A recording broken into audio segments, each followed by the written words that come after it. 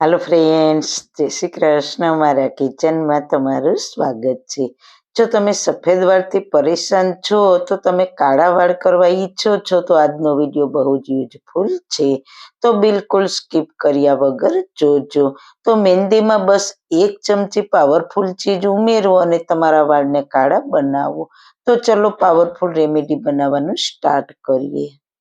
Recipe start कर्या पहेला जो तमने मारी रेसिपी गमती होय અને હજુ સુધી ચેનલને સબસ્ક્રાઈબ ના કરી હોય તો પ્લીઝ સબસ્ક્રાઈબ કરજો અને બાજુમાં આપેલ બેલ આઇકન પ્રેસ કરજો એટલે નવી નવી રેસીપીના નોટિફિકેશન મળતા રહે। વાળના તમામ પ્રકારના પ્રોબ્લેમ સોલ્વ કરતું આયુર્વેદિક તેલ જે અમે લોકો ઘરે જાતે તૈયાર કરીએ છીએ, કોઈ કેમિકલ્સના ઉપયોગ વગર, બિલકુલ નેચરલ છે। ઘણી આયુર્વેદિક જડીબુટી ભેગી કરી આ આયુર્વેદિક તેલ તૈયાર કરવામાં આવે છે। જો તમારે ખરીદવું હોય તો તેના ઓર્ડર અમે લઈએ છીએ। ઓર્ડર કન્ફર્મ કરવા માટે વોટ્સએપ નંબર સ્ક્રીન ઉપર જોઈ શકો છો। જો તમારે આ તેલનો પૂરો વિડીયો જોવો હોય તો તમને આ ચેનલ પર મળી જશે અને ડિસ્ક્રિપ્શન બોક્સમાં લિંક પણ મૂકેલી છે। સૌથી પહેલા એક લોખંડની કઢાઈ લઈશું, તેમાં 4 ચમચી મહેંદી લઈશું। તમારે તમારા વાળની લેન્થ પ્રમાણે મહેંદી લેવાની। તેમાં 2 ચમચી દહીં લેવાનું। દહીં ના હોય તો થોડો લીંબુનો રસ પણ ઉમેરી શકો છો। સાથે 2 ચમચી આમળા પાવડર ઉમેરીને સારી રીતના મિક્સ કરીશું। હવે થોડું સતપ પાણી ઉમેરતા જઈશું અને મિક્સ કરતા જઈશું। દહીં મેં એટલા માટે ઉમેર્યું છે કે દહીં આપણા વાળની લંબાઈ વધારે છે, વાળને મૂળથી સ્ટ્રોંગ બનાવે છે અને અમુક લોકોને મહેંદીથી ડ્રાયનેસ આવે છે વાળમાં, તો દહીં વાળને સિલ્કી બનાવશે।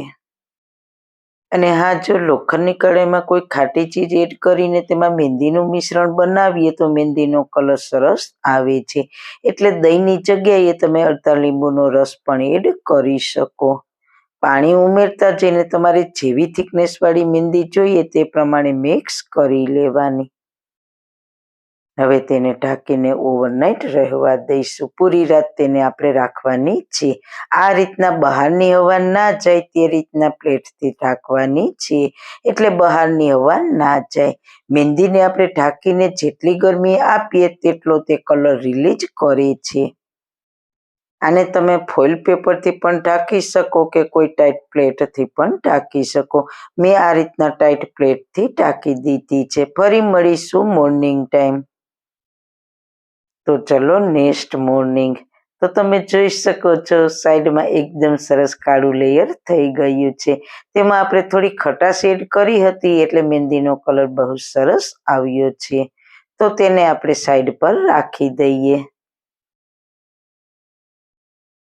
હવે કરીશું એક સિમ્પલ પ્રોસેસ। આ મહેંદી પ્રોસેસ બહુ જ હેલ્પફુલ છે। તો બાઉલમાં જેટલી તમે મહેંદી લીધી છે તેનાથી અડધો ઇન્ડિગો પાવડર લેવાનો છે। મેં 4 ચમચી મહેંદી લીધી છે તો 2 ચમચી ઇન્ડિગો પાવડર લેવાનો। ચપટી મીઠું ઉમેરીને સારી રીતના મિક્સ કરી દઈએ।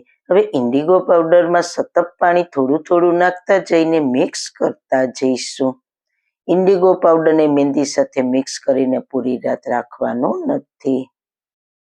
સવારે જ્યારે મહેંદી વાળમાં લગાવવી હોય ત્યારે પહેલા ઇન્ડિગોની પેસ્ટ બનાવીને મહેંદીમાં મિક્સ કરવાની। મહેંદીમાં ઇન્ડિગો પાવડર ઉમેરીને તેને રાખવાની નથી, તરત જ વાળમાં લગાવી દેવાની।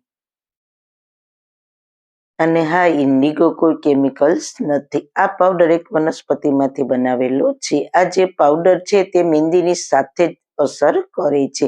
જો તમારે મહેંદીની પહેલા લગાવો તો પણ ચાલે અને મહેંદી લગાવીને પછી લગાવો તો પણ ચાલે અને મહેંદીની સાથે મિક્સ કરીને લગાવો તો પણ ચાલે। ઇન્ડિગો હંમેશા મહેંદીની સાથે જ કલર આપે છે। આ રીતના થિકનેસ રાખીશું। એકદમ પતલું મિશ્રણ નથી કરવાનું, થોડું થીક રાખીશું, નહીતર મહેંદી પતલી થઈ જશે। હવે આ ઇન્ડિગો પાવડરનું મિશ્રણ મહેંદીમાં એડ કરીને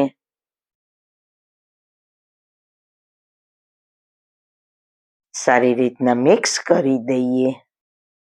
તમે જોઈ શકો છો થોડી આપણે ખટાશ લોખંડની કઢાઈમાં ઉમેરી અને ઇન્ડિગો પાવડર મહેંદીમાં ઉમેર્યું એટલે બની ગઈ છે કાળી ડાય.